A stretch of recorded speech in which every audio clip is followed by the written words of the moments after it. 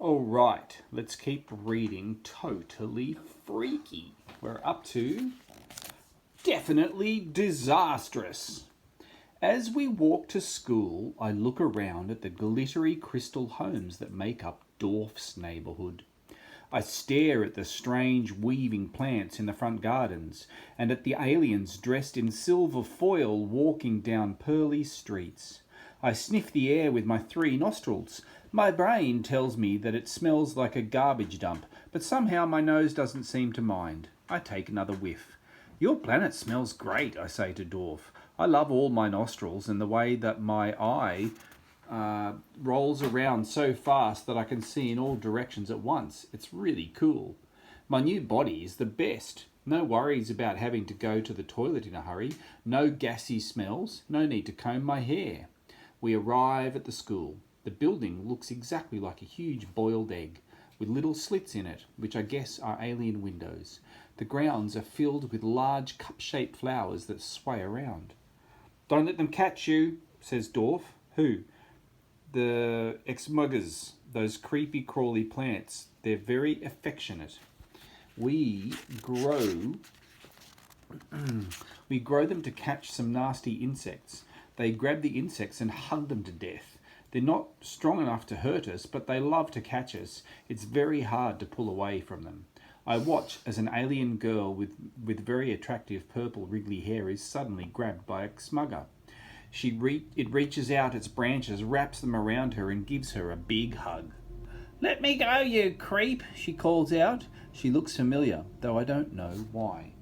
My brain hesitates, but my legs suddenly run over to her. I pull hard at the branches. Spit, she says, and her yellow teeth squirm at me in a very cute way. You're back. He's not Spit, says Dorf as I pull her free. He's the Earth Boy. He's in Spit's body. We're still trying to get Spit back. I'm Vela, says the alien girl. She brushes twigs off her silver tunic. Her eye winks at me.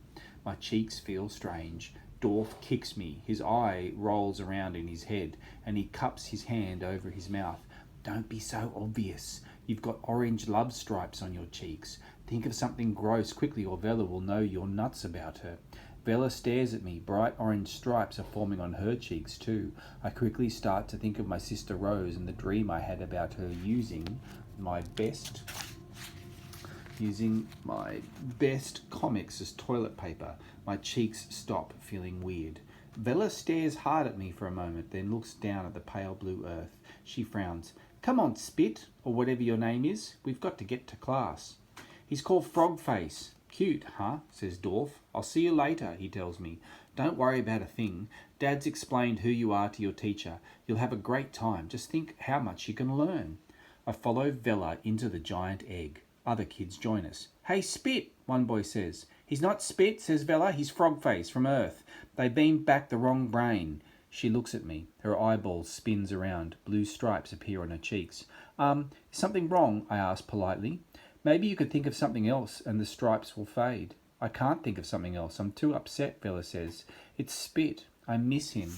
And yet you look just like him. It's very confusing. Girls, she feels confused. What about me? We go into class and perch on transparent stools. In front of us are small tables, each supported by a single gold beam. Kids reach out and touch me. He's not Spit, he's Frogface, Vela explains my story. Are you clever? Asks one kid who just has to be the class nerd. Spit was the brightest student in the school. Do you know how to compute your XP graphics? Huh? I say. I'm not that good at school. I'm more into surfing and stuff like that. What's surfing? The teacher walks into the class, purple hair squirming around her head. Her large eye focuses on me. Welcome to our planet, Frogface, she says. My name is Thomp. I hope you are comfortable in Spitoffany's body. Thomp begins to write with a pink pen on a navy blue board. The writing at first looks like little spider legs, then suddenly it seems to make sense. I can read the words. What a relief. It must be something to do with my new alien chemistry, but she's writing figures. There's no way I'll be able to understand alien maths when I can't even follow simple Earth maths. I watch and listen while Vella and a dozen other kids answer questions which I don't understand. I mean, how is an Earth kid going to work out the time it takes for the planet Xerips to circle the sun if it hits an asteroid on its way round? I start to fidget. If I was back on Earth right now, it might be a Sunday. I could be on my super duper new surfboard riding a wave. I'd be standing slightly forward on my board, riding. So, Frogface, says the teacher, maybe you can tell us about Earth. Earth? No worries. Now that's something I know about, I think. Earth is one of 9 planets going around the sun. Earth is the 3rd closest to the sun, I say, feeling super intelligent for once. Silly, we know that already, says Vella. She nudges me with her spindly green arm. Tell us something we don't know. Well, we have all kinds of yummy food, like chocolate and ice cream. I can't think what you would compare that with here. My mind goes blank. We have waterfalls and beaches and lots of people. We have 2 eyes, not one. And we have flat, unwriggly hair. Also, we wear different clothes to you. Well, we'd expect that, says a kid called Waffle. He puts a hand over his mouth and yawns. You don't seem very interesting. I feel my cheeks go funny. I don't need to be told I'm getting blue stripes. Stop that, Waffle, says Thomp. Now, carry on, Frogface. Tell us about your family. This is a great educational opportunity for the class. I have a mum and a dad and an annoying sister. So I have that too, says Waffle. What do you learn at school? Well, I say we learn history and maths and geography and history and maths. You just said that. Are all kids like you? Asks Waffle. A few other kids give me bored looks. What did they expect? Stop picking on him, says Vella. She says quietly to me, Waffle can't stand spit and now he can't stand you. This just makes me feel worse. If only I was smart, if only I'd concentrated at school, what can I say to impress them? We go to the movies for fun. That's where you see this make-believe story on a large screen. And we play football. You kick this ball to each other. And we play computer games. That sounds stupid, says Waffle. We stopped using computers hundreds of years ago. We've developed brains with superior memory, so we don't need computers anymore.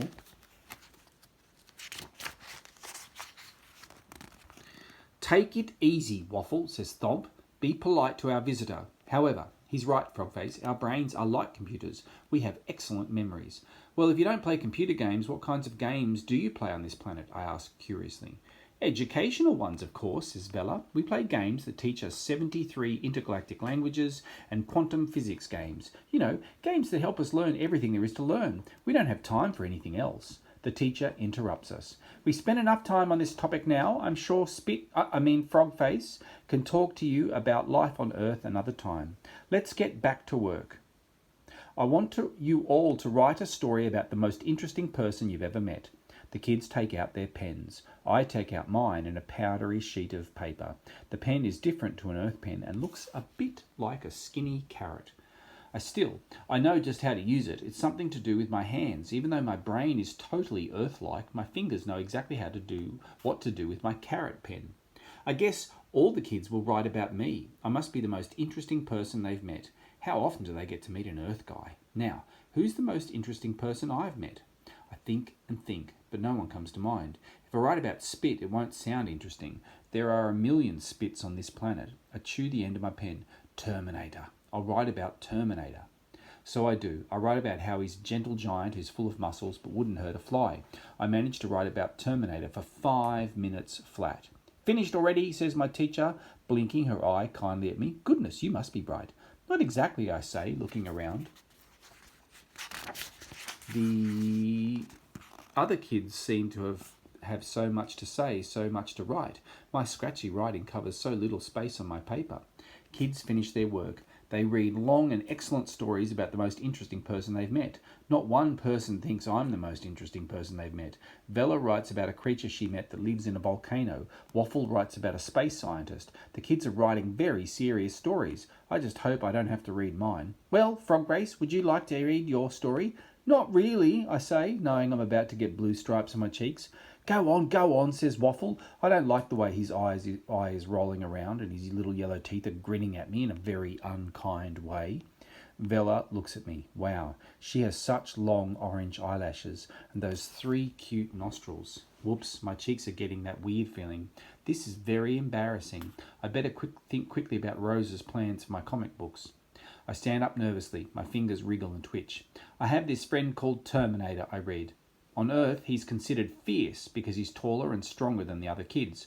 But actually, he's very gentle. He once found a struggling fly. A fly is an insect that buzzes around and gets on your nerves.